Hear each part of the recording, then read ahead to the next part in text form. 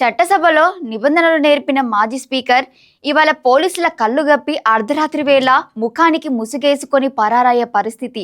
బతుకున్న భూ యజమానిని చనిపోయినట్లు నకిలీ పత్రాలు సృష్టించి ఒడిశా మహిళను తెరపైకి తెచ్చి ఏకంగా 4 కోట్ల రూపాయలు విలువైన భూమిని కొట్టేసేందుకు తమ్మినేని కుటుంబం వేసిన ప్లాన్ను శ్రీకాకుళం పోలీసులు ఆదివారం అడ్డంగా బట్టబయలు చేశారు.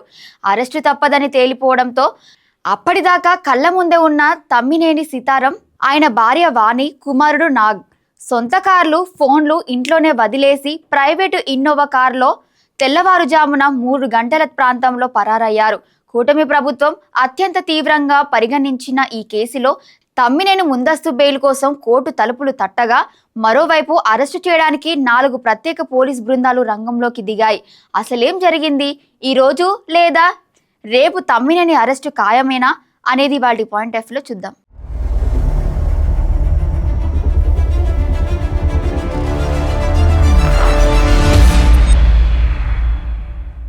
నకిలీ డాక్యుమెంట్లతో భూమి కొట్టేసిన దొంగల ముఠ వెనుక ఉన్నది అప్పటి వైసీపీ స్పీకర్ తమ్మినేని సీతారాం కుటుంబమేనని తేలడంతో ఏపీ రాజకీయం తీవ్రంగా రగిలిపోతోంది. 3 నిందితులు కళ్ళెదుటే ఉన్న అరెస్టు చేయడంలో జాప్యం జరగడంతో న్యాయ సలహా నిపుణంతో పక్కా ప్లాన్ ప్రకారం తమ్మినేని గ్యాంగ్ పరారైంది. గతంలో టీఎస్ఆర్ కాలేజీ భూమి ఆక్రమణ నుంచి టెక్కలిలో 23 ఎకరాల దౌర్జన్యం దాకా తమ్మినేనిపై ఉన్న కబ్జా ఆరోపణల చిట్టాను పోలీసులు తోడుతున్నారు. మరోవైపు పోలీసులు 4 బృందాలతో వేట మొదలుపెట్టగా తమ్మినేని ఫ్యామిలీ హైకోర్టులో ముందస్తు బెయిల్ పిటిషన్ వేసింది. ఏ క్షణంలోనైనా తమ్మినేని అరెస్ట్ అయ్యే సూచనలు కనిపిస్తున్నాయి.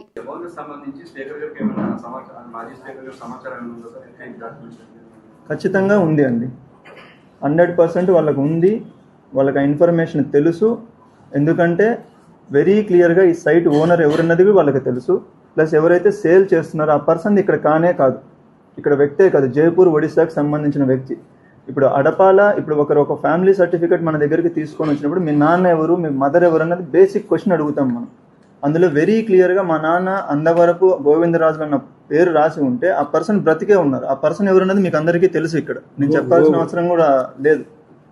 ఇక్కడ లోకల్గా ఏమని పిలుస్తారు, ఎందుకంటే అతనేం అన్నోన్ పర్సన్ కూడా కాదు, అందరికీ తెలిసిన పర్సనే అతను.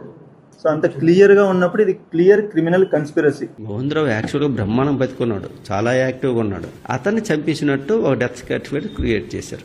ఆ డెత్ సర్టిఫికేట్ని బేస్ చేసుకొని ఎంఆర్ఓ గారు ఎఫ్ఎంసీ సర్టిఫికేట్ ఇచ్చారు. వాస్తవంగా అయితే గోవిందరావుకి మగపిల్లలు ఒక ఆడపిల్ల ఉంది.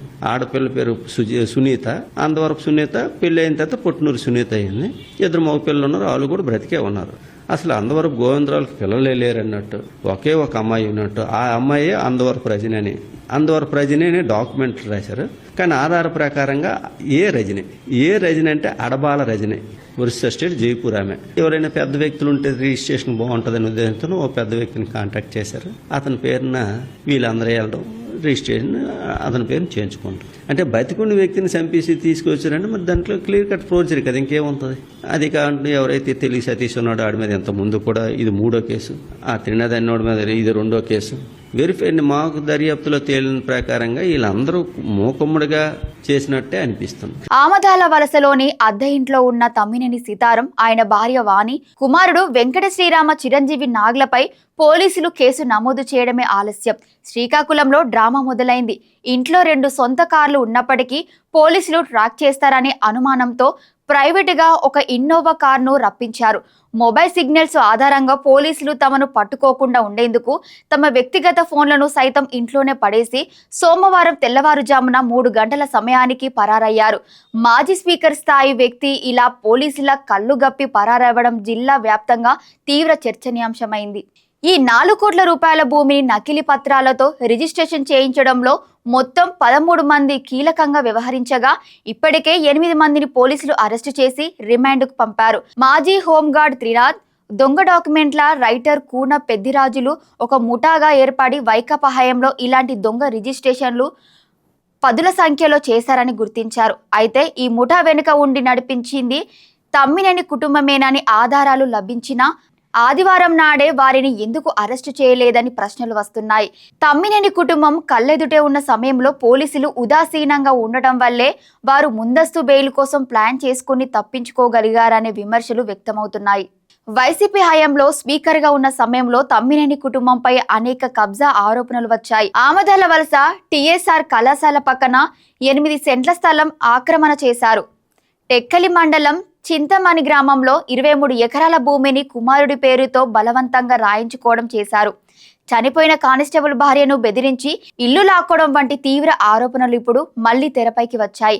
ప్రస్తుత కూటమి ప్రభుత్వం ఈ కేసును అత్యంత తీవ్రంగా పరిగణించడంతో అనంతపురం, శ్రీకాకుళం, ఒడిశా సరిహద్దులో 4 ప్రత్యేక పోలీసు బృందాలు గాలింపు చర్యలను ముమ్మరం చేశాయి. మరోవైపు అరెస్టు నుంచి తప్పించుకునేందుకు తమ్మినేని ఫ్యామిలీ ముందస్తు బెయిల్ పిటిషన్ దాఖలు చేసినప్పటికీ ఈరోజు లేదా రేపు తమ్మినేని దంపతులతో పాటు ఆయన కుమారుడి అరెస్టు ఖాయమనే ప్రచారం జోరుగా సాగుతోంది. అధికారంలో ఉన్నప్పుడు నకిలీ డాక్యుమెంట్లతో పేదల భూములను ఆక్రమించారనే తీవ్రమైన ఆరోపణలు ఎదుర్కొంటున్న మాజీ స్పీకర్ తమ్మినేని సీతారాం కథ చివరికి ఎటుదారి తీస్తుంది? పోలీసుల ప్రత్యేక బృందాలు ఆయనను ఎప్పుడు అదుపులోకి తీసుకుంటాయి అనేది వేచి చూడాలి.